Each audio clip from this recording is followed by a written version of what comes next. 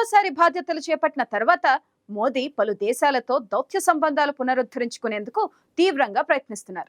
అందులో భాగంగానే ప్రమాణ స్వీకారం చేపట్టిన 3 నెలల్లో పలు దేశాల్లో పర్యటించి ఆ దేశాధినేతలతో చర్చలు జరిపారు.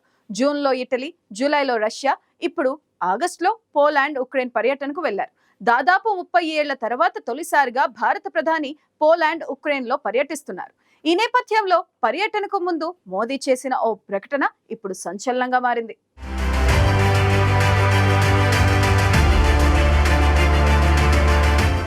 భారత ప్రధాని నరేంద్ర మోదీ విదేశీ పర్యటనకు వెళ్లారు. 3 రోజుల పాటు పోలాండ్, ఉక్రెయిన్లో పర్యటన కోసం ఢిల్లీ నుంచి ప్రత్యేక విమానంలో బయలుదేరి వెళ్లారు. మూడోసారి ప్రధాని పదవిని చేపట్టాక మోదీ విదేశీ పర్యటనలపై దృష్టి సారించారు. విదేశాలతో భారత దౌత్య సంబంధాలను పునరుద్ధరించే ప్రక్రియలో భాగంగా నరేంద్ర మోదీ ఉక్రెయిన్, పోలాండ్ దేశాల పర్యటనకు బయలుదేరారు. తొలుత పోలాండ్ దేశాన్ని సందర్శించిన తర్వాత ఉక్రెయిన్ వెళ్లనున్నారు. పర్యటనకు వెళ్లే ముందు ప్రధాని మోదీ ప్రకటనను విడుదల చేశారు. ఉక్రెయిన్ దేశ అధ్యక్షుడు జెలెన్స్కీ ఆహ్వానం మేరకు ఆ దేశాన్ని సందర్శిస్తున్నట్లు ప్రధాని మోదీ తన సోషల్ మీడియా ఎక్స్ ద్వారా పోస్ట్ పెట్టారు. కేవలం భారత్, ఉక్రెయిన్, పోలాండ్ల మధ్య వాణిజ్యపరమైన దౌత్య సంబంధాలను బలంగా చేసేందుకే ఈ విదేశీ పర్యటన చేపట్టినట్లు మోదీ తెలిపారు. ఉక్రెయిన్లో శాంతి, స్థిరత్వం త్వరగా తిరిగి రావాలని ఆకాంక్షిస్తున్నట్లు మోదీ తెలిపారు. మధ్య ఐరోపాలో భారత్కు పోలాండ్ కీలక ఆర్థిక భాగస్వామిగా ఉంది. ఇరు దేశాల మధ్య భాగస్వామ్యాన్ని మరింత ముందుకు తీసుకువెళ్లేందుకు పోలాండ్ అధ్యక్షుడు ఆండ్రెస్ దుడా ప్రధాని డొనాల్డ్ టస్క్తో తాను భేటీ అవుతున్నట్లు మోదీ తెలిపారు. ఇక పోలాండ్లో ఉన్న భారతీయులతోనూ మోదీ ముచ్చటించారు. పోలాండ్ పర్యటనను ముగించుకుని మోదీ ఉక్రెయిన్ అధ్యక్షుడు వ్లాదిమిర్ జెలెన్స్కీ ఆహ్వానం మేరకు కీవ్ వెళ్లనున్నారు. ఆ దేశంలో భారత ప్రధాని చేపట్టబోయే తొలి పర్యటన ఇదే కానుంది. ఇరు దేశాల మధ్య ద్వైపాక్షిక సహకారాన్ని బలోపేతం చేయడమే ప్రధాన అంశంగా ఈ పర్యటన సాగనుంది.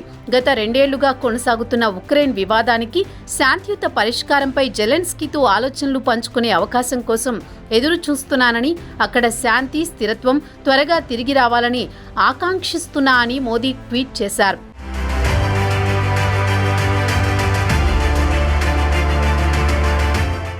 తన విదేశీ పర్యటన 2 దేశాలతో విస్తృతమైన సంబంధాలకు ఉపయోగపడుతుందని, రాబోయే సంవత్సరాల్లో మరింత శక్తివంతమైన బంధాన్ని నెలకొల్పడానికి సహాయపడుతుందని తాను విశ్వసిస్తున్నట్లు మోదీ తెలిపారు.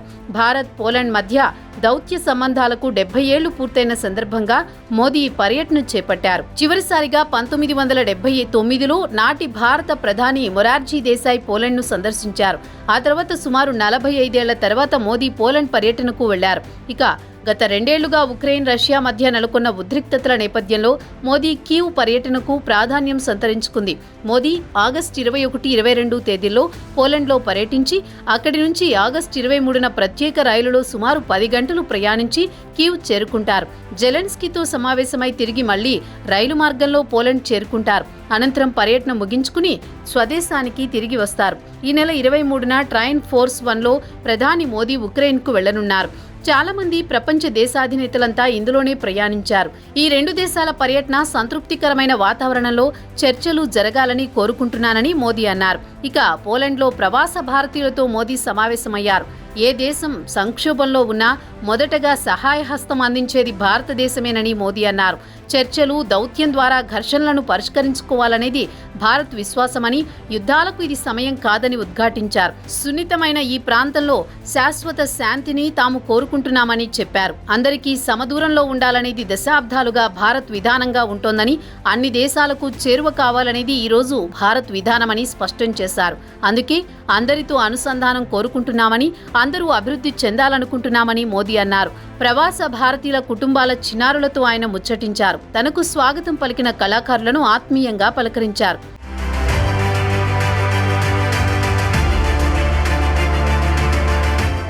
ఇక గత నెలలో ఆయన రష్యా పర్యటనకు వెళ్లారు. రష్యా అధ్యక్షుడు పుతిన్ను కలుసుకోగానే మోదీ ఆలింగనం చేసుకున్నారు. పుతిన్, మోదీ ఆలింగనం ఉక్రెయిన్ అధ్యక్షుడు వ్లాదిమిర్ జెలెన్స్కీకి నచ్చలేదు. మోదీ ఉక్రెయిన్ పర్యటనపై రష్యా అసంతృప్తిగా ఉందనే అభిప్రాయం వ్యక్తమవుతోంది.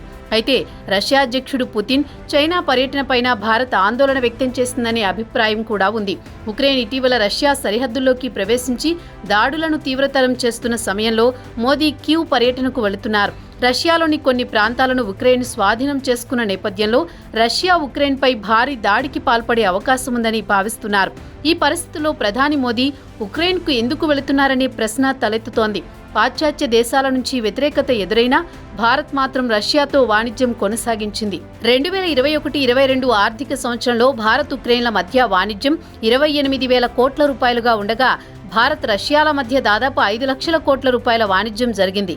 2030 నాటికి భారత్ రష్యాల మధ్య 8 లక్షల కోట్ల రూపాయల వాణిజ్యం జరుగుతుందని అంచనా వేస్తున్నారు. ఉక్రెయిన్పై రష్యా దాడి తర్వాత రష్యాతో భారత్ వాణిజ్యం పెరిగింది. ఉక్రెయిన్పై రష్యా దాడిని భారత్ ఎప్పుడూ ఖండించలేదు. ఐక్యరాజ్య సమితిలో రష్యాకు వ్యతిరేకంగా తీసుకొచ్చిన తీర్మానాలకు మద్దతు ఇవ్వలేదు. అదే సమయంలో భారత్ ఉక్రెయిన్కు మానవతా సాయం అందిస్తోంది. ఉక్రెయిన్కు భారత్ సుమారు 135 టన్నుల వస్తువులను సహాయంగా పంపుతోంది. ఈ నేపథ్యంలోనే భారత్ అటు రష్యాతోనూ ఇటు ఉక్రెయిన్తోనూ సత్సంబంధాలు కొనసాగించేందుకు ప్రయత్నాలు చేస్తోంది.